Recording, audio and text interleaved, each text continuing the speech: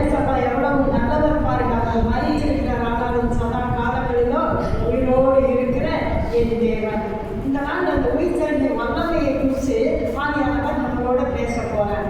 ஏன்னா ஏசப்பா சொல்றாரு, ஏசப்பா நம்மளுடைய பாவங்களுக்காக, அகரங்களுக்காக, மீறுதல்களுக்காக தான் அவர் தன்னை சிறுவியில நொறுக்க ஒப்பு கொடுத்து நம்முடைய பாவத்தை எல்லாம் கழுவி தன்னை பலியாக கொடுத்ததே, அவர் மறித்ததே நம்மளுடைய பாவங்களுக்காக தான். ஆனால் அவர் மறித்த மாதிரி இல்லை, மறிச்சது கரெக்ட் தான். ஆனால் அவர் உயிர் தெளிவாவிட்டால் அதுக்கு ஒரு மேன்மையே கிடையாது. அதனால அவர் பார்த்தாரு, நான் உங்களுக்காக மறித்தேன், ஆனால் மீண்டும் உங்களுக்காக நான் உயிரோடு எழுந்திருக்கிறேன். ஆமென், ஹல்லேலூயா. அதனால அவர் சொன்னார், உயிரோடு எழுந்த தேவன் இந்த நாளில் நம்ம நடுவில் பெரியவராக இருக்கிறார். ஏன் இந்த வார்த்தை அடிக்கடி என்னுடைய நாவில் ஆண்டவர் உணர்த்துகிறார்கள் எனக்கும் தெரியல. நான் தேவன் நம்ம நடுவில் உயிரோடு எழுந்து பெரியவராக இருக்கிறார். அப்போ மத்தேயு 28:6 சொல்லப்பட்டிருக்குது, அவர் இங்கே இல்லை, உயிர் எழுந்தார். அப்போ மரியாள் பார்த்தால் அவரை அடக்கம் பண்ணிட்டு வந்ததுக்கு அப்புறம் இவரெல்லாம் போய் அடுத்த நாள் காலையில் விடிய காலையில் அவர் எழுந்துருவாரு. ஏன்னா 3ஆம் நாள் நான் உயிர் தெழுவேன்னு அவர் ஆல்ரெடி உயிரோடு சுவிசேஷத்தை அறிவித்து கொண்டு இருக்கும்போதே அங்கே அவர் சொல்லியிருக்காரு. அதனால் அவர் கண்டிப்பாக இவர் உயிர் தெழுவார்னு சொல்லி அவர் கல்வெட்டு பக்கத்தில் போய் எல்லாரும் உட்காந்து பார்த்துட்டு இருக்காங்க. ஆனால் பார்த்துட்டு இருக்காங்க. அந்த நேரத்தில் தேவதூதன் என்ன தேடுறீங்க? ஏசப்பாவை நம்ம தேடணும். இல்லை, அவர் உயிரோடு எழுந்து உங்களுக்கு முன்னாடி கலிலேயே அவங்க போயிட்டார். ஆமாம், ஹல்லேலூயா. அதனால மறித்தவர் இந்த புகை கொண்டுங்க, அவர் உயிரோடு எழுந்து அவர் பிதாவிடத்தில் பரலோகத்துக்கு அவர் போயிட்டாருன்னு சொல்லி எவ்வளோ ஒரு பெரிய மகா மேன்மையான உன்னதமான ஒரு அனுபவம். இந்த பூமியில் எல்லாத்தையும் மறிக்கிறாங்க. பிறப்பின் ஒன்று இருக்கு, இறப்பின் ஒன்று இருக்குது. ரெண்டு எந்த மாற்றம் இல்லை. ஆனால் ஒரு மனுஷன் பிறக்கலாம், அதே மனுஷன் இறக்கலாம். ஆனால் கர்த்தராகிய இயேசு கிறிஸ்துவானவர் மட்டும்தான் உயிரோடு எழுந்திருக்கிறார். ஏசப்பா எவ்வளவு நல்லவர் பாருங்க. அதனால மார்க் 16:6 சொல்லப்பட்டிருக்கு, அவர் உயிரோடு எழுந்திருக்கிறார், இங்கே இல்லை. லூக்கா 24:6 பார்த்தீங்கன்னா அவர் உயிரோடு எழுந்திருக்கிறார், நீங்க கடையில் தேடாதீங்க, அவர் இல்லை. ஏசப்பா எவ்வளவு நல்லவர் பாருங்க. நம்ம எங்கே தேடிட்டு இருக்கிறோம்னா இது கடைக்குள்ள தான் இருக்கிறாங்கன்னு தேடிட்டு இருக்கிறோம். ஏன்னா 3 நாளுக்கு அப்புறம் நான் உயிரோட எழுந்துருவேன்னு சொன்னதை நம்ம மாறிட்டு நம்ம அங்கே போய் தேடிட்டு இருக்கோம். ஆனால் தேவதூதன் சொல்றாரு, அவர் இங்கே இல்லைப்பா, அவரை இங்கே தேடாதீங்க, அவர் உங்களுக்கு முன்னாடி கல்லிலேயே அவர் போயிட்டாரு, அவர் அங்கே போய் பார்த்துட்டு இருக்காரு. அப்போ இந்த நாளில் இருந்து நீங்களும் நானும் கல்விக்குள்ளாக இருக்கிற ஏசப்பாவை தேடக்கூடாது. உயிரோடு எழுந்து பிதாவினுடைய வலது பக்கத்தில் இருக்கிற நசரேயனாகிய இயேசு கிறிஸ்துவின் இந்த தேவ குமாரனை தான் நம்ம தேடணும். ஆமென், ஹல்லேலூயா. இதில் இயேசுவானவர் உயிரோடு எழுந்ததுனால சில நன்மைகளை, அநேக நன்மைகள் இருக்குது. ஆனால் இந்த நாளில் உங்களுக்கு சுருக்கமாக ஒரு 4 விதமான ஒரு நன்மைகளையும் ஆசீர்வாதத்தையும் அவர் ஏன் உயிரோடு எழுந்தாரு, எழுந்ததுனால என்ன ஒரு ஆசீர்வாதம் நமக்குன்னு இப்போ ஆவியானவர் நம்மளோட பேச போறார். ஒன்று, அவர் தேவகுமாரன் என்று நிரூபிக்கப்பட்டார். ஏன்னா மாமிசத்தில் அவர் வெளிப்பட்டு அவர் பிறந்து ஊழியம் செய்து 3 ஆண்டுகள் அவர் ஊழியம் செய்து அதுக்கப்புறம் அவர் அடிக்கப்பட்டு நொறுக்கப்பட்டு அவர் மறிச்சார். ஆனால் உயிரோடு எழுந்தது தான் அவர் ஒரு தேவகுமாரன்கிற ஒரு பேர் அவருக்கு கொடுக்கப்பட்டது. 2வது காரியம், அவர் நீதி விசாரிக்கிற ஒரு நீதிபரராய் அவர் என்ன செய்ய போறாரு, நியாயம் விசாரிக்க இந்த பூமியில அவர் வரப்போறாரு. அதுக்கு தான் அவர் உயிரோட எழுந்திருக்காரு. 3வது காரியம், நம்மளை நீதிமான்கள் ஆக்கும்படி என் பிள்ளைகளா என்னதான் பாப்பாங்க, எனக்கு செய்திருந்தாலும் என் பிள்ளைகள் நீதிமானு அவர் எல்லாரையும் பருவத்துக்கு கொண்டு போறதுக்காக, நமக்கு ஒரு விசுவாசத்தை கொண்டு வருவதற்காக, நீதிமானாய் மாற்றுவதற்காக அவர் என்ன செய்திருக்காரா, உயிர் தெரிந்திருக்கார். 4வது காரியம், அவர் உயிர் தெரிந்த வல்லமையை நம்முடைய மனக்கண்கள் திறக்கும்படி, நம்ம பிரகாசம் உள்ள நம்ம கண்களை திறக்கும்படி திறந்து, நான் மறிச்சேன் ஆனால் உயிரோடு இருக்கிறேன், என்னை பாருங்கன்னு சொல்லி பார்க்கும்படியால் நான் அவருடைய கண்களுக்கு முன்பதாக நம்மளை பார்க்கும்படியாக நம்முடைய கண்களை திறக்கிறது இந்த பூமியில் அவர் என்ன செய்தாரு, உயிரோடு எழுந்திருக்கிறார். அப்போ முதல் காரியம், அவர் தேவகுமாரன் என்பதை நிரூபிக்கிறார். எப்படி நிரூபிக்கிறார்? ரோமர் 1:5 படிங்க. ரோமர் 1:5.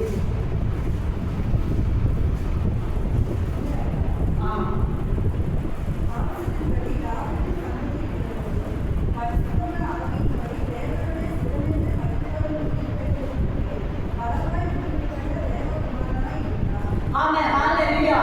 அதுதான் தாவீதின் வம்சத்துல அவர் பிறந்தது உண்மைதான், மனுஷனா பிறந்தது உண்மைதான். ஆனா நம்ம பாவத்துக்காக மனுஷனுக்கு உண்மைதான். அவர் உயிரோட எழுதுன அவர் யாருன்னு நிரூபிக்கப்படுகிறாருன்னா தேவகுமாரன். ஏசப்பா எவ்வளவு நல்லவர் பாருங்க. அதனால தான் அதே மத்தேயு 27:54 அந்த நூற்றுக்கு அதிபதி சொல்றார், மெய்யாகவே இவர் தேவனுடைய குமாரன் அப்படின்னு ஒரு நூற்றுக்கு அதிபதி வரைக்கும் சாட்சி கொடுக்கிறார். மார்க் 15:39 பார்த்தீங்கன்னால அதுலேயே அந்த நூற்றுக்கு அதிபதி இவர் உண்மையான மெய்யான தேவனுடைய குமாரன் ஒரு சாட்சி கொடுக்கிறார். அப்ப நான் இந்த பூமியில ஒரு தேவ குமாரனை நான் வெளிப்பட்டிருக்கிறேன், என் பிதாவின் வலது பக்கத்தில் இருக்கிறேன், என்னை கொண்டு பிதாவானவர் அநேக காரியங்களை அந்த பூமியில செய்ய போறாருன்னு சொல்லி அவர் மறித்து உயிரோடு எழுந்திருக்கிறார். ஆமென், ஹல்லேலூயா. அதனால பாருங்க, மத்தேயு 14:15 வரைக்கும் நீங்க வாசித்து பாருங்க. ஊழியம் செய்து கொண்டிருந்த நாட்களில் பேர்கள் விட்டு அவர் கேட்கிறாரு, இருக்கிறவங்களாம் என்னை யாருன்னு சொல்றாங்கப்பா, என்ன நினைக்கிறாங்கன்னு கேட்டவங்க. அவர் சொல்றாரு, நீ அதை படிங்க.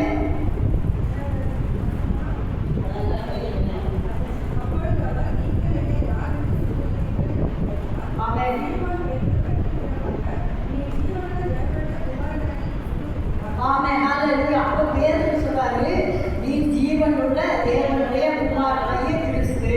அப்ப நம்ம யாரை நம்ம நேசிக்கிறோம், யாரை நம்ம துதிக்கிறோம், யாரை நம்மளோட நம்ம வைத்திருக்கிறோம்னு சொன்னா ஜீவனுள்ள தேவனுடைய குமாரனாகிய கிறிஸ்துவ நீங்களும் நானும் பிடிச்சிட்டு இருக்கோம்.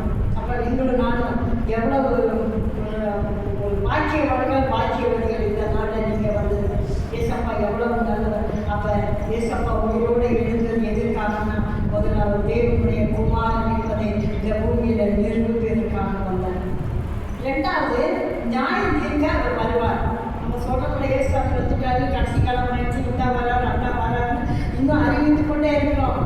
ஆனா கண்டிப்பா வந்துருவாரு. எதுக்கு வர்றாருன்னா அந்த பூமியில நியாயம் தீர்க்க வருகிறார். அதை நீங்க வாசித்து பாருங்க. அப்போஸ்தலர் 17:31 வாசிங்க. 17:31 வாசிங்க.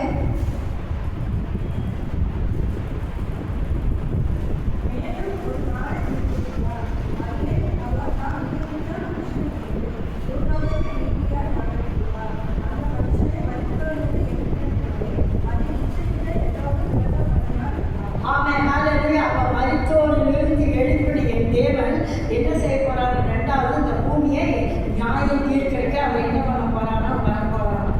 அப்ப நம்ம பூமியில அவர் நியாயம் தீர்க்கிற வந்துட்டாருன்னா நினைச்சு பாருங்க. பாரதியில கேட்ட மாதிரி ஒரு நாளைக்கு 1 மணி நேரம் கூட நம்மளால ஜெயிக்க முடியல, 1 மணி நேரம் கூட வேதத்தை வாசிக்க முடியல, 1 மணி நேரம் கூட தேவ சமூகத்துல காத்திருக்க முடியலன்னா நம்ம நியாய தீர்ப்பு நாளில் என்னன்னு கணக்கு கொடுப்போம்.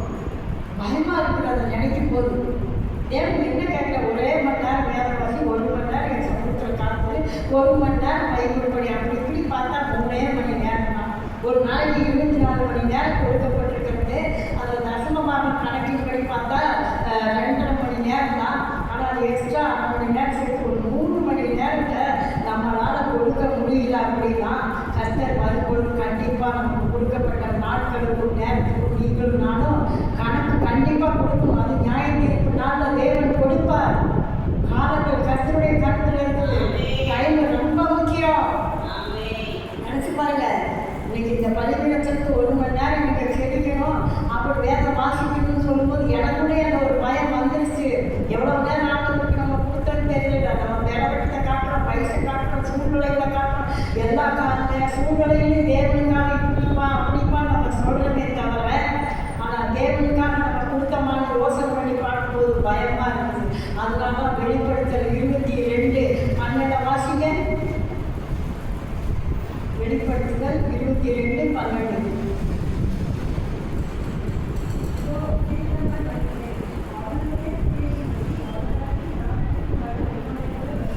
ஆமா, ஹல்லேலூயா. அதனால சொல்றாங்க, நியாயம் தீர்க்க வருவேன், ஆனா சீக்கிரமா வருவேன், அவன் கிளிக்கு தக்க பலன் என்னோட கூட வருகிறது. அப்ப இந்த பூமியில நம்ம இருக்கும்போது என்ன நல்லது செஞ்சிருக்கணும் நம்ம கொஞ்சம் சிந்திச்சு பார்க்கணும். இத்தனை நாளா நம்ம செய்யலையா, இனிமேலாவது செய்யணும்னு நீங்களும் நானும் என்ன பண்ணணும், அதை நம்ம சிந்திச்சு பார்க்கணும். ஏசப்பாவிட்ட நம்ம சொல்லணும், நம்ம கேட்கணும். ஆண்டவரே, இது வரைக்கும் ஒருவேளை என்னுடைய காலங்களும் நீர் கொடுத்த நேரத்தையும் நீர் நீர் கொடுத்த சகல காரியத்தில் நான் இழந்திருப்பேன் என்று சொன்னார். நீங்கள் வரும்போது நான் எப்படிப்பா நான் உங்களுக்கு நான் கணக்கு ஒப்புவிப்பேன். ஏன்னா நம்ம என்ன செய்யணுமோ அது அவர் கூடயே வரும். நம்ம நல்லது செஞ்சிருந்தாலும் வரும், நம்ம கெட்டது செஞ்சிருந்தாலும் அவர் கூட வரும். நம்ம யாரும் தப்பிச்சு கொள்ளவே முடியாது. இந்த நாள் அவர் முழங்கால் படி போட்டு நம்ம கதறி அழுகே மன்னிங்கன்னு அழுகிற மாதிரி அந்த நாட்களை நம்ம அழுக முடியாது. ஏன்னா அவர் வந்து அடுத்த செகண்டை அவர் நியாயத்திற்கு வெளிப்பட்டுரும், மறுரூபமாக்கப்பட்டுருவோம், ஒரு நிமிஷத்தில் எடுத்துக்கொள்ளப்படுவோம். அப்படி இருக்கிறப்ப நம்ம என்ன பண்ண முடியும்? அதனால எஸ்ஐயா 40:10 சொல்றாரு, அவர் அழிக்கும் பலன் அவரோடு கூட வருகிறது. இதை படிக்கும்போது ஏசப்பா உயிரோடு எழுந்திருக்கிறார் என்று சொன்னால் அவர் அழிக்கும் பலன் அவரோடு கூட வருகிறது என்று சொன்னால் அதை நினைக்கும் போது எவ்வளோ பயமா இருக்கிறது. இந்த நாளுக்கு நம்ம கொஞ்சம் சிந்திச்சு பார்க்கணும். வருஷம் என் மீட்பர் உயிரோடு இருக்கிறார். அவர் இந்த கல்வியில் உயிரோடு எழுந்துட்டாரு, பரலோகத்துக்கு போயிட்டாரு, பிதாவின் மடியில் இருக்கிறாரு, வலது பக்கத்தில் இருக்கிறாரு அப்படின்னு நீங்களும் நானும் வேதத்தை வாசிக்கிறோம், அநேக சத்தியங்களை கேட்கிறோம். ஆனால் அவன் திரும்பி வரும்போது நம்மகிட்ட கேட்டான், நம்ம என்ன வச்சுக்கணும்? வெறும் கையில் நம்ம நிற்கவே கூடாது. ஒரு நாளும் நம்மளால என்ன முடியுமோ அதை நம்ம செய்ய நம்ம பிரயாசப்படணும். உன்னுடைய பிரதிபலன் என்ன? நம்மளால என்ன முடியுமோ ஒவ்வொருத்தருக்கும் ஒவ்வொரு மாதிரி கிருமிகளை கொடுத்துருப்பாரு, தாளத்துகளை கொடுத்துருப்பாரு, மரங்களை கொடுத்துருப்பாரு, ஜெப சிந்தனையை கொடுத்துருப்பாரு. எல்லாருக்கும் ஒரே மாதிரி இல்லை. ஒவ்வொருத்தருக்கும் நல்ல வேலை கொடுத்துருப்பாரு, ஒவ்வொருத்தருக்கும் வந்து பொருளாதாரத்தை கையில் கொடுத்துருப்பாரு, மற்றதுக்கான உதவி செய்யுன்னு. ஒருத்தருக்கு வந்து ஜெப கிருமிகளை கொடுத்துருப்பாரு, அதையும் செய்யணும். ஒரு சிலருக்கு தாளத்தை கொடுத்துருப்பாரு, அதையும் ஒரு சிலருக்கு சரியற்ற நல்ல வேலை கொடுத்துருப்பாரு. உனக்கு கொடுத்த வேலத்தை இன்னும் நீ அந்த வேலத்தை எனக்கு கொடு. என்ன கொடுத்தாரோ அதை நம்ம கொடுக்குறதுக்கு ஆண்டத்துக்கு நம்ம ரெடியாக இருக்கிறது. ஏன்னா கொஞ்சமாக கொடுத்த ஒரு இடத்துல நான் கொஞ்சமாக தான் கேட்பேன், ரொம்ப கொடுத்த ஒரு இடத்துல ரொம்ப கேட்பேன். நமக்கு கொஞ்சம் கொடுத்தாரா ரொம்ப கொடுத்தாரான்னு எனக்கு தெரியல. ஆனால் என்ன கொடுத்தாரோ அதை கண்டிப்பாக அவர் கடனை ஏற்பார். ஹல்லேலூயா. ஒரு மனுஷனை பார்க்கும்போது ஒரு இறக்க நம்ம கூட வரணும். இந்த இடத்துல நீங்கள் என்ன நினைச்சாலும் சரி, நான் வந்து பார்த்தேன்னா சுமதியை மாற்றி எனக்கு அங்கே பின்னாடி என்னால் உட்கார்ந்துருக்க முடியல. இது நான் பெருமைக்காக சொல்லலைன்னு யாரும் நினச்சிக்காதீங்க. உண்மையான நடந்த சாட்சி. அந்த மகளை நினச்சி என்னை அறியாமல் ஒரு கண்ணீர் வருது. ஏன் கண்ணீர் வருதுன்னா அவருக்கு நிறைய பிரச்சனை பாடல் இருக்கு. அதெல்லாம் கர்த்தர் கண்டிப்பாக மாற்றிடுவார். அதை எப்படி இருக்க மகன் போட்டுட்டு வந்த அந்த ட்ரெஸ்ஸை ஏசுனாங்க. என்னை ஒரு நிமிஷம் பார்க்க வச்சேன். ரொம்ப வேதனையாக இருந்தது. இன்னைக்கு நம்மளுக்கு என்ன இருக்கும்? நம்ம நல்ல ஒரு ஆடையை அணிஞ்சுட்டு வந்துட்டோம். நான் அடிக்கடி பார்க்குறேன், இந்த 2 சுடிதாரியாட்ட மகன் மாற்றி போட்டுட்டு வரோம். எனவே இந்த பிள்ளைக்கு ஒரு நல்ல துணியை வாங்கி கொடுத்துருக்கீங்க. எல்லாருடைய கையில் பிரயாசத்தை ஆசைப்படுகிறோமா? ஏன்னா நான் ரசிக்கப்பட்டு ஞானஸ்தான இடம் புதுசுல உண்மையை சொல்கிறேன், எனக்கு ஒரு 2 சேலை தான் இருக்கும். என் கணவருக்கு 17 ரூபா தான் சம்பளம், 2 குழந்தைங்க, நான் வீட்டில் இருக்கிறேன். அந்த 17 ரூபா சம்பளத்தை அந்த வாழ்ப்பாறையில் வச்சு என்ன செய்ய முடியும்? அதனால இந்த மாதிரி கிறிஸ்மஸ் எல்லாம் வரும்போது எல்லாம் நல்ல ட்ரெஸ் கட்டிட்டு அப்படி வருவாங்க ஆலயத்துக்கு. நான் அந்த 2 சேலை தான் இருக்கும். ஒரே சேலை, ஒரு மெரூன் கலர், இன்னும் ஞாபகம் இருக்கு. கிறிஸ்மஸ் அன்னைக்கு மட்டும் அதை எடுத்து கட்டுவேன், துவச்சி மடித்து வச்சுருவேன். நியூ இயர் வரும்போது கட்டுவேன், இந்த மாதிரி ஈஸ்டர் வரும்போது கட்டுவேன். இல்லை ரொம்ப நாளாக எங்கள் சபையில் எங்கள் பாஸ்டரோட அவங்க மனைவி அதை ரொம்ப வாட்ச் பண்ணி, மேரி அம்மா எப்போ ஆலயத்துக்கு வந்தாலும் இந்த ஒரே சேலையோடு வந்தாங்களே அப்படின்னு அந்த மாதத்தில் எல்லாரும் ஒரு ப்ரைஸ் கொடுக்கணும். மே மாதத்தில் எப்பயுமே அது ஒரு போட்டி மாதிரி வச்சு ப்ரைஸ் கொடுப்பாங்க. ஒரு ஃபங்க்ஷன் மாதிரி. அப்போ அவங்க சொல்லியிருக்காங்க, எல்லாருக்கும் பாத்திரம் பணமெல்லாம் கொடுப்பாங்க, மீறணும் அந்த சேரை கொடுத்துருங்க. அப்படி எனக்கு ஒரு சேரையை ஆண்டவர் கொடுத்து அந்த கிறிஸ்துமஸை 2007 அந்த புது சேலையை அந்த இடத்துக்கு நான் கட்டிட்டு போனேன். அது எனக்கு ஆண்டவர் நினைவுபடுத்தினாரு. அதனால நான் ஏன் சொல்கிறேன் அப்படின்னா, அந்த பிள்ளைக்காக அந்த குடும்பத்துக்காக நம்ம செடிக்கணும். நம்மளால் புதுசாக எடுத்து கொடுக்க முடியலையா? நம்மளுக்கு என்ன இருக்குதோ அதை நம்ம கொடுக்கணும்.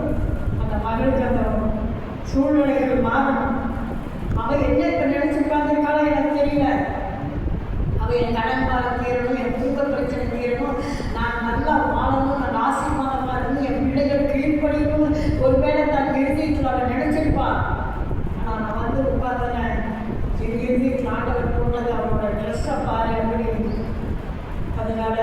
நீங்கள் எல்லாம் ஜெபம் பண்ணுங்க.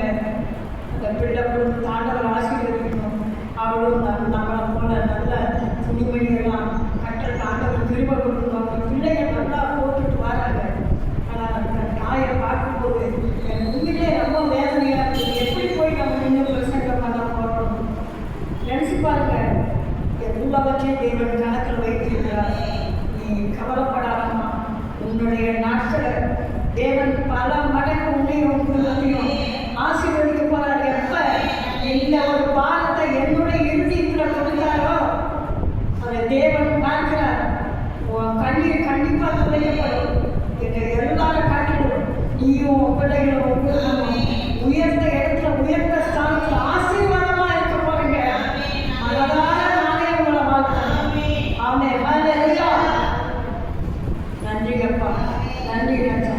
மூணாவது, அவர் நம்முடைய நீதிமானாய் அவர் மாற்றுவதற்கான இதையோடு எழுந்திருக்கிறார். அதே ரோமர் 4:25 படிங்க.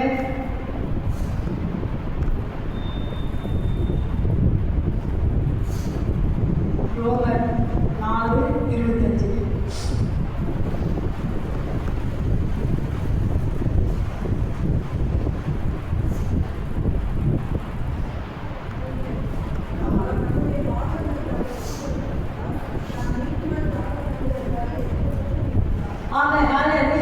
நம்முடைய பாவங்களுக்காக அவர் மறித்தது உண்மைதான்.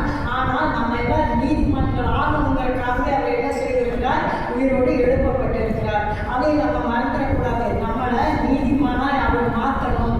என் பிள்ளைகள் நீதிமன்றம், என் பிள்ளைகள் நல்ல பிள்ளைங்க. அதனால தான் அவர் சிலுவையில் சொல்லும் போதே பிதாவே இவர்களை மன்னியும் ஒரே வார்த்தை சொல்லிட்டு ஏன் போடாமா, இந்த ஒரு தடவை மன்னிச்சு என் பிள்ளைகளை நீங்கள் வாழ வச்சிருக்கப்பா, இவங்களை நீதிமன்றம் ஆக்கிடுங்கன்னு அந்த நேரத்தில் கூட அவர் என்ன செய்கிறார்? நமக்காக அவர் பரிந்து பேசுகிற தரமாக இருக்கிறார். அதனால தான் ரோமர் 8:30 சொல்லப்பட்டிருக்குது, எவனை நான் அழைத்தேனோ, எவனை நான் நீதிபதிச்சேன் அவனை அழைத்திருக்கிறேன், எவனை நான் அழைத்தேன் அவனை நான் நீதிமான் ஆக்கியிருக்கிறேன், எவனை நீதிமான் ஆக்குவதோ அவனை நான் மகிமைப்படுத்துவேன். ஆமே. தேவன் நம்மளை அழைத்திருக்கிறார். நீ வரும் நாட்களில் நம்மளை நீதிமானாய் அவர் மாற்றுவார். இன்னும் வரும் நாட்களை இந்த நேம் ஆஃப் ஜீசஸ் மினிஸ்ட்ரியில் இருக்கிற பிள்ளைகளை தேவன் மகிமைப்படுத்த போறார். ஆமே. நல்ல கரங்களை தட்டி நன்றி சொல்லுவாங்க. நன்றி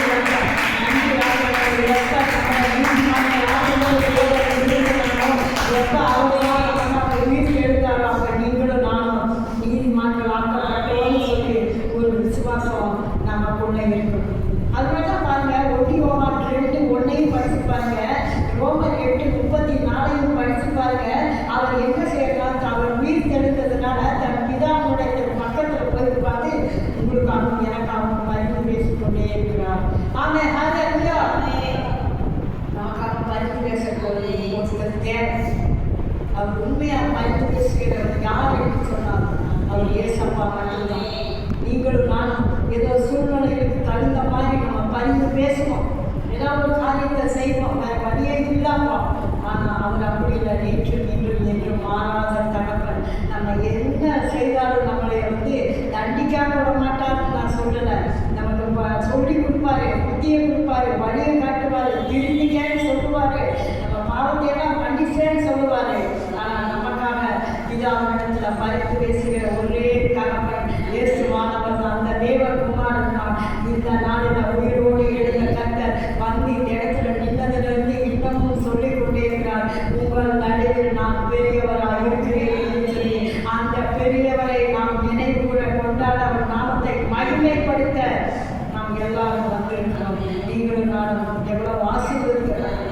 அதனால அவர் சொல்றார், யோவான் 14:1-3 படிங்க. யோவான் 14:1-3.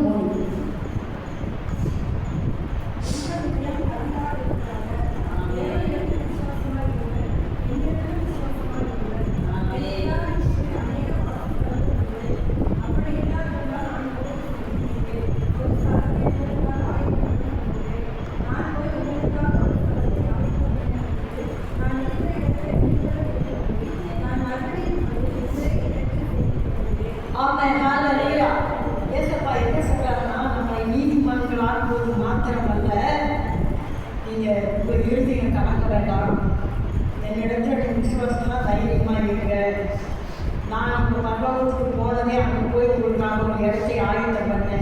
திரும்பி வந்து உங்களையே அங்கே கூட்டிகிட்டு போகிறக்காக தான் உயிர் தெழுந்து என் பிதாவிடத்தில் நான் போயிருக்கிறேன்னு சொல்கிறார். நினச்சி பாருங்க, இப்போ பூமியில் நம்ம ஒரு வீடு வாங்குறோம், ஒரு சொந்த வீட்டை ஆண்டவர் கொடுக்குறாரு. அந்த வீட்டை வாங்கினோன்னே இப்போ நான் இப்படி இருப்பேன், எனக்கு அப்புறம் என் மகன் இருப்பான், என் பேரன் இருப்பான் அப்படின்னு தான் நான் வச்சிருப்பேனே தவிர எனக்கு ஆண்டவர் வீட்டை கொடுத்துட்டாருன்னு நான் என்ன அந்த வீட்டை தீபா பேர் எழுத போறேன்னா, தீபா பையனுக்கு எழுத போறேன்னா, இல்லை மீனாவுக்கு எழுத போறேன்னா, சுமதிக்கு எழுத போறேன்னா, நான் மனுஷன்தான், நம்ம எழுதவே மாட்டோம், அது சாத்தியமும் இல்லை. ஆனால் ஏசப்பா எவ்வளவு நல்லவர் பாருங்க. இங்கே கவலைப்படாம இருங்க, நான் உயிரோடு எழுந்தது எதுக்குன்னா, நான் அங்கே போய் ஒரு ஸ்தலத்தை ஆயத்தம் பண்ணுறேன். இந்த பூமியில் இருக்கிறது உங்களுக்கு நிரந்தரம் அல்ல, இது நீங்கள் இருக்கிற வரைக்கும் ஒரு வாடகை வீடு மாதிரி உங்களை நான் அங்கே கொண்டு போய் நான் என் பக்கத்தில் வச்சு அருகில் வச்சு உங்களை நான் பார்த்துக்குவேன். அதுக்காக தான் நான் முன்னாடி அங்கே போயிருக்கிறேன். நான் வந்து உங்களை திருப்பி நான் கூட்டிகிட்டு போவேன். ஏசப்பா எவ்வளவு நல்லவர். இந்த வார்த்தையை படித்தோன்னே எனக்கு என்ன தோணுதுன்னா, இப்பயே வந்துட்டாருன்னா கூட போகிறோம், பேசாமல் போய் அங்கே உட்காந்துக்கலாமே. எதுக்கு மாதம் மாதம் வீட்டு வாடகை கட்டணும், அந்த தேவையை சந்திக்கணும், இந்த தேவையை சந்திக்கணும், அங்கே போகணும், இங்கே போகணும்னு எதுக்கு இவ்வளோ பேருக்கு நம்ம பதில் சொல்லி கொண்டு இருக்கணும். இந்த நிமிஷம் தேவன் வந்தாருன்னா, நம்மளை கூட்டிகிட்டு போயிட்டாருன்னா, ஏன்னா ஆல்ரெடி அவரோட உயிரோடு எழுந்து அங்கே தான் இருக்காரு. நமக்காக ஆல்ரெடி அவர் செட் பண்ணி வச்சிருப்பாரு. இனிமே அவர் அதை தயார் பண்ணுறதுல ஆல்ரெடி தயார் பண்ணி நம்மளை வச்சிருப்பாரு. அந்த காலத்துக்கும் நேரத்துக்காக மாத்திரம்தான் தேவன் வெயிட் பண்ணியிருக்காரு. கூட எப்போ கூப்பிடணும், எப்போ என் பிள்ளைக்கு அந்த இடத்த கொடுக்கணும். நினச்சி பாருங்க, நேற்று தினத்தில் ஒரு 2 நாளைக்கு முன்னாடி நம்ம மத்தியில் அடிக்கடி வந்து ஊழியர் செய்து நமக்காக செவித்த ஐயா தனபாலையாவை எவ்வளோ பேருக்கு தெரியும். தனபாலையாவை நினச்சி பாருங்க, முப்பரேடை அன்னைக்கு 11 மணிக்கு செய்தி அவர் ஆலயத்தில் சிறுமிப்பாடுகளை கொண்டு அறிவிச்சுட்டு இருக்கும்போதே அப்படியே மாட்டாட்டாங்க. நினச்சி பாருங்க, குரூப்பில் போட்டிருந்தாங்க, என்ன தனபாலையா போட்டால் திருப்பி வந்துட்டு இருக்கேன்னு எடுத்து படித்து பார்த்தா, கர்த்தருடைய வார்த்தையை அறிவித்து கொண்டு இருக்கும் பொழுது அவர் அந்த ஆலயத்திலே ஜீவன் போயிடுச்சு. ஆஸ்பத்திரியில் போய் பார்த்தாங்கன்னா கேட்ட 1/2 மணி நேரம் வச்சுருந்தாங்க. வயசு 72. அதுக்கப்புறம் நான் ஃபோன் அடித்தேன். அவர் ஃபோன் ஃபுல்லாக இருக்காரு, யாரும் எடுக்கிறார். அந்த குரூப்பில் போட்டவங்களோட ஃபோன் அடித்தேன். அவர் எடுத்து சொன்னார், ஆமாம்மா கர்த்தருடைய வார்த்தையை அறிவித்து கொண்டு இருக்கும்போதே அவர் வாசிச்சிட்டாரு. அவருக்கு உண்மையிலே மற்றவங்களில் எந்த மாற்றம் இல்லைங்க. இந்த வயதான காலத்தில் அந்த சுகரோட அந்த நடக்க முடியாத கூட அவ்வளோ பல்லடத்திலிருந்து இங்கே வந்து நமக்கு ஊழியம் செய்யணும், நம்மளையும் அவர் நேசிப்பார் என்று சொன்னால் அந்த குடும்பமாக அவர் என்ன செய்தது நான் பெரிய திரும்பி அவர் செஞ்சு அவரை அப்புறம் நான் அவரை குறித்து நான் விசாரித்து பார்த்தேன். அவர் நமக்கு மட்டும் இல்லைங்க, எல்லாருக்கும் நன்மை செய்துட்டு தான் போயிருக்காரு. எல்லாரும் விசாரிச்சிருக்காரு, எல்லாருக்கும் ஃபோன் பண்ணியிருக்காரு, எல்லாருக்காகவும் தெரிவிச்சிருக்காரு, எல்லாருக்கும் ஆலோசனை கொடுத்துருக்காரு. வயது 75 அவர் மறிக்கும் போது. ஆனால் ஒரே ஒரு சந்தோஷம் எனக்கு என்னன்னா, இந்த மறிக்கிற வரைக்கும் அவர் வியாதி படுக்கையில் படுக்காம, அவரை யாரும் சீட்டோ நான் பார்த்தேன் நீ பார்த்தேன்னு சொல்லாமல் கடைசி நிமிஷம் வரைக்கும் எந்திரிச்சு போய் ஆலயத்தில் நின்று அவர் பிரசங்கம் பண்ணி கொண்டே இருக்கும்போது ஜீவன் பெருந்திருக்கும் என்று சொன்னார். அதே மாற்று உங்களுக்கும் எனக்கும் கிடைக்குமா? நினைச்சு பார்க்கணும். கிடைக்குமா கிடைக்காதுன்னு எனக்கு தெரியாது. ஆனால் நான் என்ன நினைக்கிறேன்னா, அதவே நான் ஆரம்பத்திலிருந்தே அதை தான் நான் சொல்லுவேன். பேசுகிறார் ஊழியத்தில் நான் ஊழியர் செய்யும்போது அங்கேயும் நான் அடிக்கடி சொல்லுவேன். ஆனால் எல்லாம் சொல்லுவாங்க, அந்த வார்த்தையை சொல்லாதீங்கன்னு. நான் சொல்றது என்னன்னா, என்னுடைய ஆயுஷ் நாட்கள் எவ்வளவும் எனக்கு தெரியாது.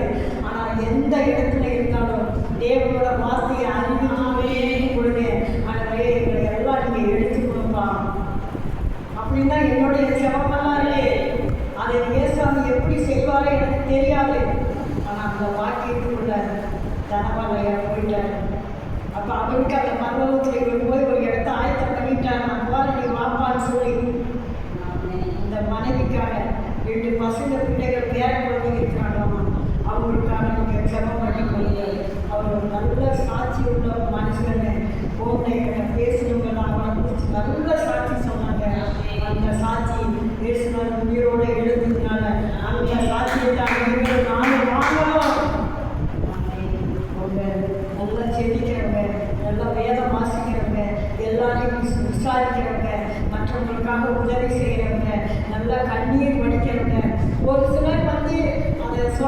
மாட்டாங்க. அது ஏன் நமக்கு அதுக்கு தேவையில்லை.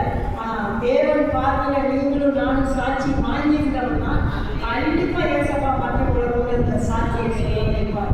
ஆமாம், ஹல்லேலூயா. எவ்வளவு நல்ல தேவன். ஒன்றும் நம்ம இங்கே வந்து ஒரு 2 மாதத்துக்குள்ளாக இந்த பக்கத்தில் இந்த தாயார் வந்து எனக்கு மணிக்கணக்கில் நம்மளோட பேசியிருந்தாங்க.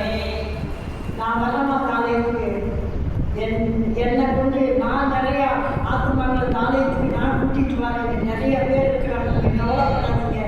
வருகிற அடுத்த வாரம் பரிசுத்தாவியோட கூட்டத்துக்கு நானும் என் பிள்ளைகளும் குடும்பமாக வாழணும்னு வளர்றேன்.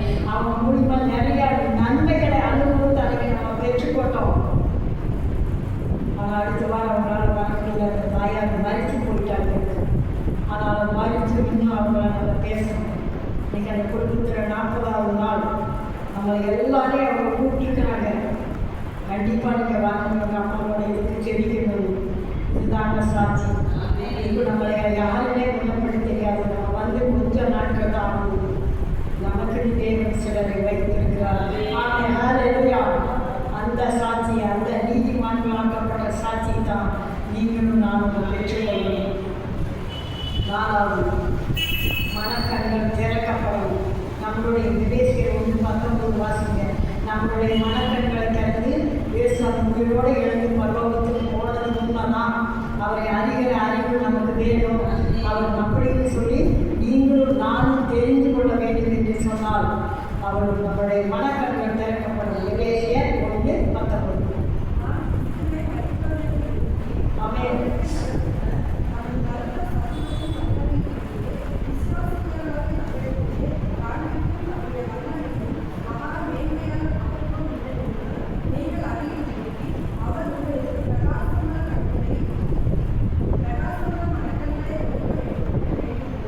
ஆமென், ஹல்லேலூயா.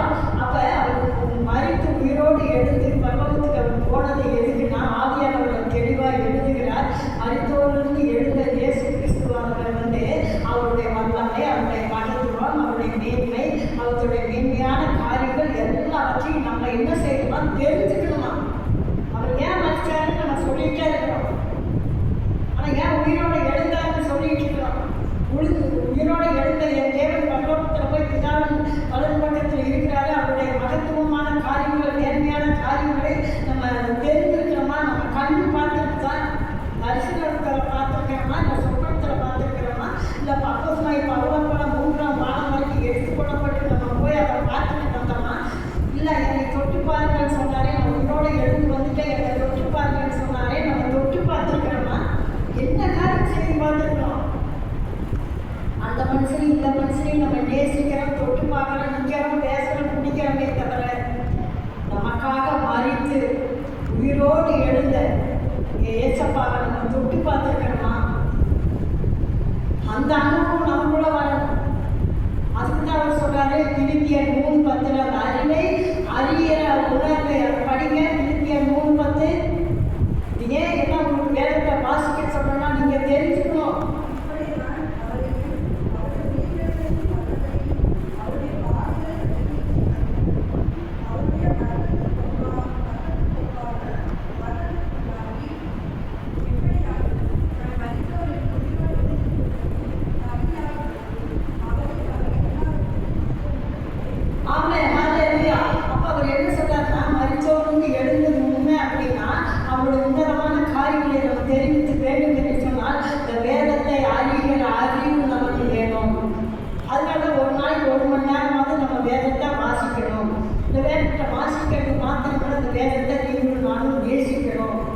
நேசித்து அதன்படி நம்ம நடக்கணும். இந்த வேதத்தை நம்ம வாசிக்கிறோம், ஆனால் அந்த வாசித்தோடு நம்ம விட்டு ஓடிடணும். அதில் ஆண்டவர் என்ன சொல்லியிருக்காரு, என்ன செஞ்சிருக்காரு, நமக்கு என்ன வச்சிருக்காரு, நம்ம குடும்பத்துக்கு என்ன வச்சிருக்காரு, நம்ம எதிர்காலத்துக்கு என்ன வச்சிருக்காரு, நம்மளை கொண்டு என்ன வச்சிருக்காரு, அவர் என்ன இந்த பூமியில் செஞ்சுட்டு போனாரு, அவர் தேவனுடைய குமாரன் நம்ம சொல்லிகிட்டே இருக்கிறோமே, நியாயத்துக்கு வரப்போறான்னு சொல்லிட்டு இருக்கிறோமே, நம்மளை நீதிமான ஆக்க போறான்னு சொல்லிட்டு இருக்கிறோமே, எப்படி வருவாரு, எப்படி நியாயம் தீர்ப்பாரு, நம்மளை எப்படி நீதிமான அவர் நம்மளை சொல்லுவாரு, அதுக்கு என்ன நம்ம தகுதியுள்ள பாத்திரமா நம்ம இருக்கிறோம் அப்படி நம்ம கண்கள் திறக்கப்பட வேண்டும் என்று சொன்னால் இந்த வேத வசனத்தோட அறிவு நமக்கு இருக்கணும்.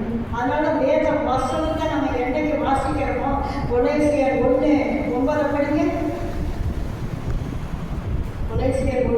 19 இல்லைன்னா கொலேசியர் 1:19 இதில் ஏதாவது படிங்க. கொலேசியர் 1:19 படிங்க.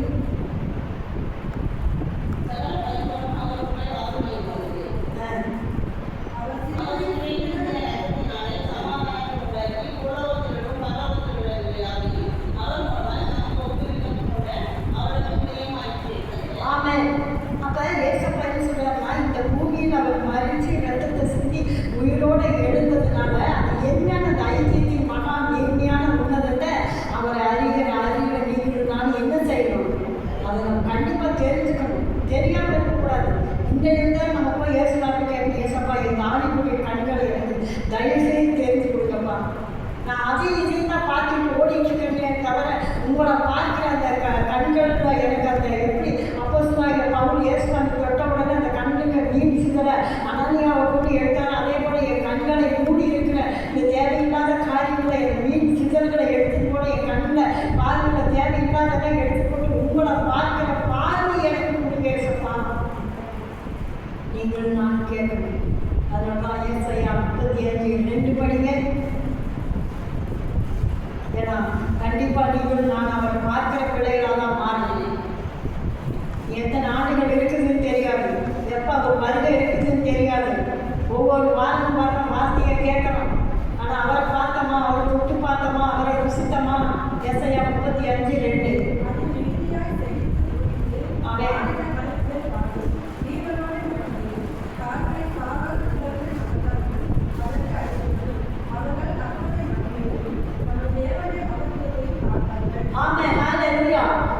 வரும் நாட்கள் அவரை நம்ம தேடும் பொழுது, அவரை அறிகிற அறிவுல வளரும் பொழுது, அவரை நோக்கி கூப்பிடும் பொழுது, அவர் எதுக்கு இந்த பூமியில உயிரோட மீண்டு எடுத்து பின்னால் வலது பக்கத்தில் இருக்கிறாருன்னு சொல்லி அவர்கிட்ட நம்ம கேட்கும்போது அவர் என்ன செய்வாங்க, கர்த்தருடைய மகிமையும் தேவனுடைய மகத்துவத்தையும் நீங்கள் காண்பீர்கள். அதெல்லாம் பயங்கரமான ஒரு விஷயம். மோசே சீனாய் மலையில போய் உட்கார்ந்து 40 நாள் அங்கே இருந்ததுனால தான் அந்த மகிமையும் அந்த சாத்தியத்தையும் மோசை பெற்றுக் கொண்டு வந்தார். நம்மளால 40 நாள் போய் அங்கே உட்கார்ந்துருக்க முடியுமா? கர்த்தர் யார் எவன் மேல் கிருபியா இருப்பேன்னு அவன் மேல் தான் கிருபியா இருப்பேன், எவன் மேல் இறக்கமா இருப்பேன்னு அவன் மேல் இறக்கமா இருப்பேன், எவன் மேல் என் சித்தம் இருக்குதோ அதுதான் நிறைவேறும். அப்போ அவர் சித்தம் நம்ம மேலே இருக்குதுன்னு ஒரு விசுவாசம் நமக்குள்ள வந்தா, ஆண்டவரே உண்மை அறிகிற அறிவுல, ஆண்டவரே உங்களுடைய மகத்தான மேன்மை, உண்மை உங்களுடைய மகத்துவம் என்ன, உங்கள் மேன்மை என்ன, உங்கள் உயிர்த்தெழுந்த வல்லமை என்ன, அது அந்த கண்கள் பார்க்கணும்ப்பா. அதுக்கு இந்த பிரகாசப்பட மனக்கண்களை முதலாவது திறந்து கொடுக்கப்பா. இத்தனை நாளாக நாங்கள் ஓடி ஓடி அதையும் பார்த்துட்டு இருந்தப்பா. பார்த்து நாங்கள் பாவத்து மேலே பாவம், சுமை மேலே சுமையை தான் நாங்கள் கொண்டு வந்து வைத்திருக்கிறோமே தவிர உங்களை பார்த்ததாகவோ உங்களை தொட்டு பார்த்ததாகவோ ஒரு அனுபவமே இல்லையப்பா. உங்கள் கண்டிப்பாக ஏசுனார் நீங்களும் நானும் கேட்கும். ஏசப்பா எவ்வளவு நல்லவன் தான். அதுக்காக அவர் சொல்றார், கலாத்தியர் 2:20, நான் அந்த கிறிஸ்துவே எனக்கு ஒரு விளைந்திருக்கிறாரே. நமக்காக அவர் அடிக்கப்பட்டு மறிக்கப்பட்டது உண்மைதான். இனி நான் அந்த கிறிஸ்துவே எனக்கு ஒரு விளைந்திருக்கிறார். ஏசப்பா எவ்வளவு நல்ல தகவல் பாருங்கள்.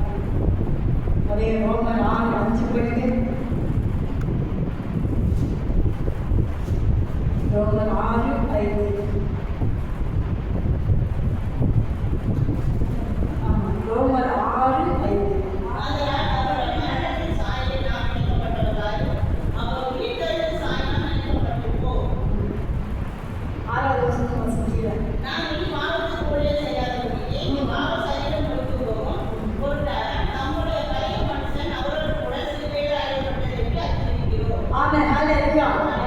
உயிர் தெழுந்த நாட்டில் வந்திருக்கிற நீங்களும் நானும் பாவத்துக்கு நம்ம மறிச்சிட்டோம். அவர் நமக்காக மறிச்சாரு, அந்த பாவத்துக்கு நம்ம வெளியே கொண்டு வந்துட்டாரு. அதனால நீங்களும் நானும் என்ன செய்யணும், நம்ம பாவத்தை அவர் மன்னிச்சுட்டாரு, எல்லாம் செய்துட்டாருன்னு நம்ம ஒரு விசுவாசத்தில் நம்ம என்ன செய்யலாம், அவருக்காக நம்ம உண்மையாக ஊழியம் செய்யணும். தேவன் நம்ம பார்க்கிறாருன்னு ஒரு பயத்தில் நம்ம ஊழியம் செய்யணும். மனுஷன் எப்படி என்னை பார்க்குறான், எப்படி என்னை பெருமைப்படுத்துவான், அவன் எனக்கு என்ன கொடுப்பான், என்ன செய்வான் அப்படிங்கிற நினைவெல்லாம் இந்த உயிர்த்தெழுந்த நாட்டில் இருந்து நம்ம என்ன செய்யணும், எடுத்து போட்டுக்கணும். அவளை பார்க்குற மன கண்கள் வந்துடணும். நமக்காக தான் இயேசு இந்த பூமியில் வந்தாருங்கிற ஒரு உறுதியாக எல்லாம் அழைச்சு போறாங்க, நம்மளும் போறோம், போகக்கூடாது. எல்லாம் பைபிள் படிக்கிறாங்க, நம்மளும் படிக்கிறான்னு படிக்கக்கூடாது. எல்லாருக்கும் எல்லாம் இருக்குது, எனக்கு கிடைக்கிறான்னு நம்ம நினைக்கக்கூடாது. நம்ம பார்க்க வேண்டிய ஒரே நபர் நம்முடைய நசரேயனாகிய இயேசு கிறிஸ்துவானவர். பேதுரு அழகா சொல்றாரு பார்த்தீங்களா, நீ ஜீவனுள்ள தேவனுடைய குமாரனாகிய கிறிஸ்து. அந்த வெளிப்பாடு பேதுருக்கு எப்படி வந்தது? பரிசுத்த ஆவியானவர் மூலம் அது மாமிசமும் ரத்தமும் வெளிப்படுத்தவில்லை, பரலோகத்தின் தேவனானவரே வெளிப்படுத்தினார். அதனாலதான் பேதுருவே ஒன்னா நம்பி ஆலயத்தை போகிறேன், இந்த ஆலயத்தின் மேல இந்த கல்வி மேல என் சபையை கட்டுகிறேன், பரலோகத்தின் வாசல்களை திறப்படுங்க. பேதுருவை நம்பி ஆனவர் ஏன் கொடுத்தாரு? அவன் நல்லா தெரிஞ்சிருச்சு, நீ ஜீவனுள்ள தேவனுடைய குமாரனாகிய கிறிஸ்துன்னு சொல்லி. மூன்றுக்கு அதிபதி தெரிஞ்சிருக்குது, தேவனுடைய குமாரன் என்று சொல்லி. ஏன் ரசிக்கப்பட்டு இத்தனை ஆண்டுகள் இருக்கிற உங்களுக்கும் எனக்கும் நம்ம ஏசப்பாவை குறித்து ஏன் நமக்கு இன்னும் தெரியாத ஒரு வெளிப்பாடு இல்லை? அது உண்மையா நம்ம தெரிஞ்சிருக்கோம்னா நம்ம பயந்துருப்போங்க.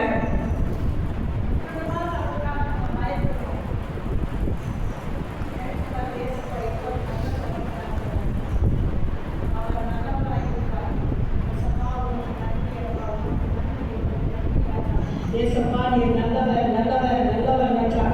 அவர் நல்லவராகவே இருக்கிறவரே உங்களோட ஒரு சோதனைகளப்பா. நன்றி ராஜா, நன்றி ராஜா. அதனால கலாத்தியர் 2:20 சொல்லப்பட்டிருக்கிறது, இனி நான் அல்ல கிறிஸ்துவே எனக்குள் கிடைத்திருக்கிறார். ஆமென், ஹல்லேலூயா. அப்படி எழுந்து நிற்போமா? நம்ம எல்லாம் இந்த நாளில் கேட்ட வார்த்தையின்படி நம்ம சொல்லணும், கிறிஸ்து எனக்குள் கிடைத்திருக்கிறார் என்று சொல்லி. நான் அல்ல, நான் தனி மனிதன் அல்ல, என்னுடைய சரீரம் அல்ல, என்னுடைய உச்சலத்தை உள்ளாமல் வரைக்கும் நான் மட்டும் தனியாக இல்லை, ஏசப்பாவும் நானும் ஒன்றா இருக்கணும்னு. அதனால அந்த கண்களை பரிசுத்தப்படுத்தணும்ப்பா. நீ உயிரோடு எழுந்திருக்கிறீர்கள், அது உண்மை, அதில் எந்த மாற்றம் இல்லை. அதே குறிப்பிட்ட வல்லமையை காண்பிக்கு என் என்னுடைய கண்ணை பரிசுத்தப்படுத்துங்கப்பா. உங்களை தொட்டு பார்த்துட்டு என் கையை பரிசுத்தப்படுத்துங்கப்பா. ஆகவே உங்களோடு கூட நடக்க என் கால்களை பரிசுத்தப்படுத்துங்கப்பா. உங்களுடைய வார்த்தையை சுமந்து உண்மை நினைக்கிற நினைவுகளை இருந்தீங்க பக்குவப்படுத்தி ஆண்டவரே, என்னை நீர் எப்படி இந்த பூமியில் சாட்சியாய் இருந்தீரோ உங்களுடைய விழாவின் சித்தம் செய்கிற அதே போல உமாக்கு சாட்சியாய் உங்களுடைய சித்தம் செய்கிற விளைவுகளை எங்களை மாற்றும் ராஜா. உண்மை உத்தமாய் ஊழியம் செய்ய எங்களை மாற்றுங்கப்பா. நாங்கள் சின்ன ஜபம் செய்யணும், பெரிய ஜபம் செய்யணும், எல்லா ஜபத்திலும் ஒரு உண்மை காணப்பட அந்த கிருபை கொடுக்கப்பா. நீர் உயிர் தெழுவீர் என்று சொல்லி நாங்கள் அறிக்கை விடுகிறோம். அதில் எந்த மாற்றமும் இல்லப்பா. ஆனால் அப்போது இருக்கிற தேவனானவர் பிதாவிற்கு நீர் வலது பக்கத்தில் இருக்கிறத நாங்கள் பார்க்கிறோம். ஜோமனுங்க ஜோமனுங்க ஜோமனுங்க ஜோமனுங்க. நன்றி அப்பா, நன்றி அப்பா, நன்றி அப்பா. ஏசப்பா நல்லவர் நல்லவர் நல்லவர் நல்லவர் நல்லவர் நல்லவர் நல்லவர் ராஜா. நல்லவராக இருக்கிறவரே கொண்டாட ஒரு சோதனைகளப்பா. நன்றி ராஜா, நன்றி ஆவியானவரே. ஏசப்பா நல்லவரப்பா. உண்மை தொட்டு பார்க்க இந்த கண்களை பக்குவப்படுத்தும் ஆண்டவரே. உண்மை பார்க்க இந்த கண்களை பக்குவப்படுத்தி